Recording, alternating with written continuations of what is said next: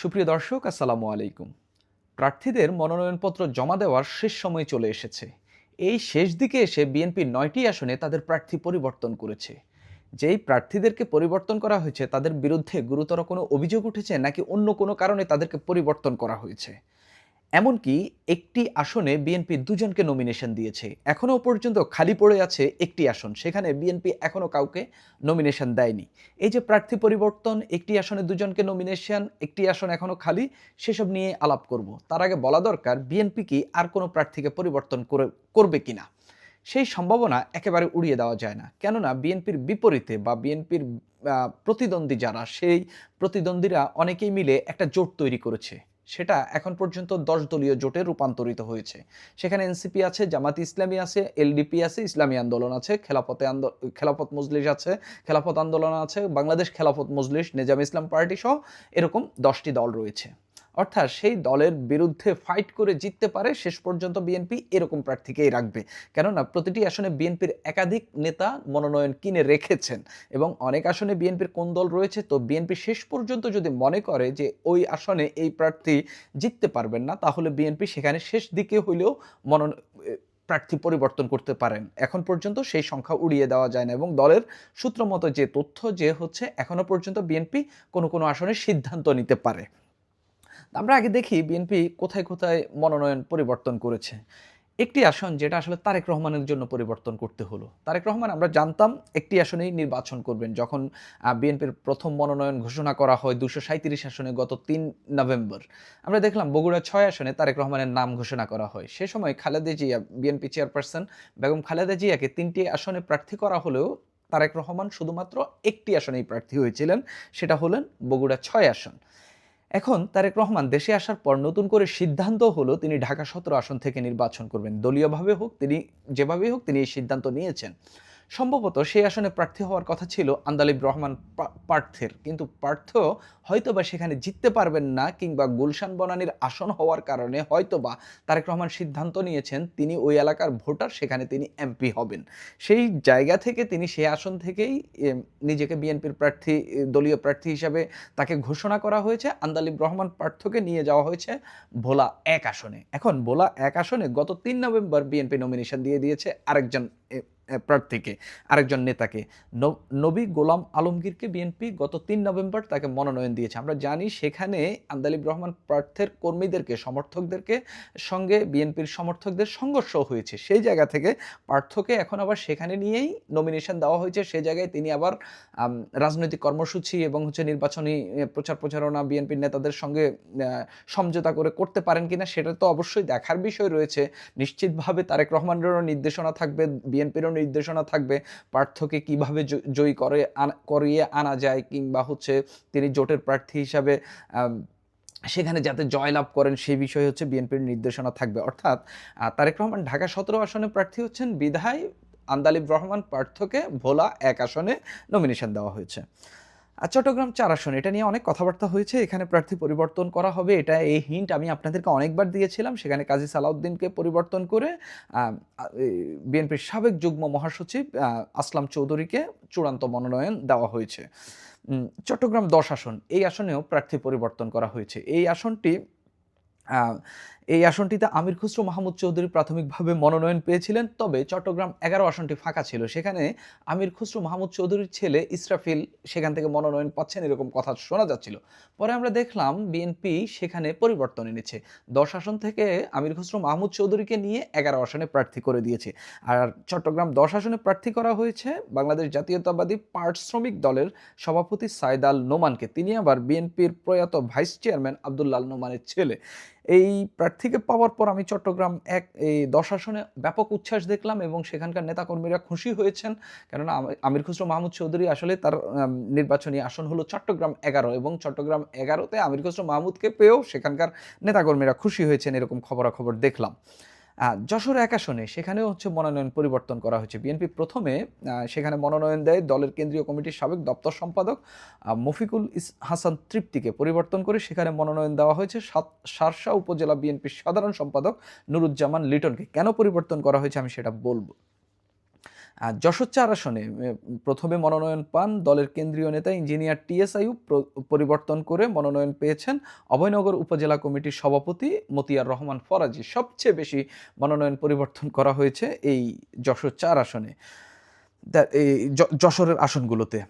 যশোর ৫ আসনে প্রাথমিকভাবে দলীয় মনোনয়ন পান দলের উপজেলা কমিটির সভাপতি অ্যাডভোকেট শহীদ ইকবাল হোসেন। পরে জোটের শরিক জমিয়তে উলামায়ে ইসলামের একাংশের সিনিয়র যুগ্ম মহাসচিব মুফতি রশিদ বিন ওয়াক্কাসকে মনোনয়নপত্র দেওয়া হয়। যশোর ৬ আসনে প্রথমে মনোনয়ন পেয়েছিলেন ছাত্র দলের সাবেক সভাপতি রনকুল ইসলাম শ্রাবণ। তাকে পরিবর্তন করে দলের কেন্দ্রীয় সদস্য ও উপজেলা কমিটির সভাপতি আবুল হোসেন আজাদকে মনোনয়ন দেয়। এখানে যশোরে প্রার্থী পরিবর্তন আনার অন্যতম প্রধান কারণ হইল ওই জোনটাতে জামাত ইসলামী ব্যাপক আকারে শক্তিশালী। খুলনার বিশেষ করে খুলনাতে, তারপরে যশোরে, সাতক্ষীরাতে, এগুলোতে জামাত ইসলামের মোটামুটি ঘাঁটি বলা যায়।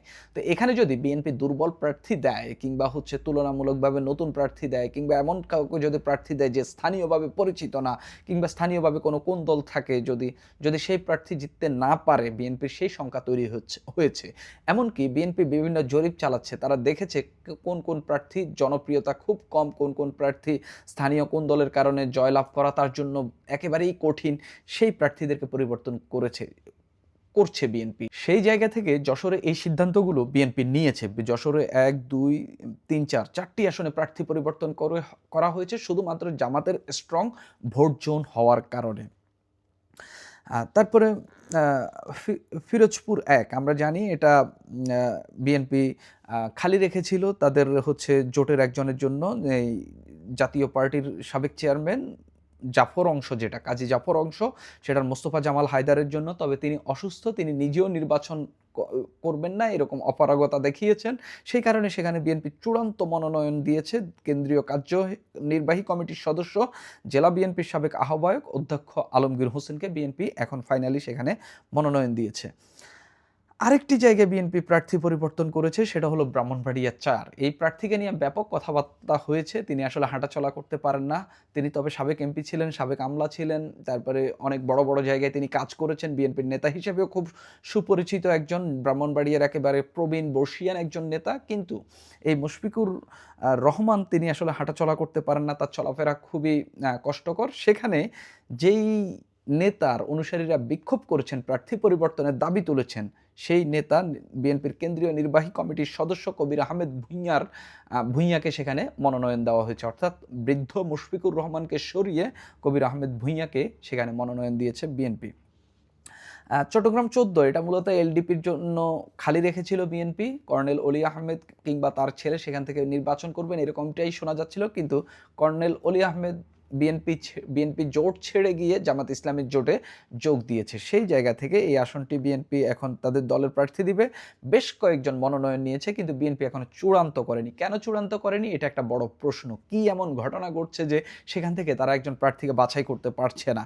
তো সেখানে মনোনয়ন নিয়েছেন বিএনপির নির্বাহী কমিটির স্বাস্থ্য কল্যাণ বিষয়ক সম্পাদক মহসিন জিল্লুর করিম, ছাত্র দলের প্রতিষ্ঠাকালীন কেন্দ্রীয় যুগ্ম সম্পাদক সাবেক বিচারপতি আব্দুস সালাম মামুন, দক্ষিণ জেলা বিএনপির সাবেক সহসভাপতি মিজানুল হক চৌধুরী, জাতীয়বাদী আইনজীবী ফোরামের কেন্দ্রীয় কমিটির সহসভাপতি ও চট্টগ্রাম জেলা আইনজীবী সমিতির সভাপতি নাজিমউদ্দিন চৌধুরী, দক্ষিণ জেলা স্বেচ্ছাসেবক দলের সাবেক সভাপতি শফিকুল ইসলাম চৌধুরী মনোনয়নপত্র নিয়েছেন। এছাড়াও আরও বেশ কয়েকজন বিএনপি কর্মী মনোনয়ন নিয়েছেন, তারা খুব একটা গুরুত্বপূর্ণ না।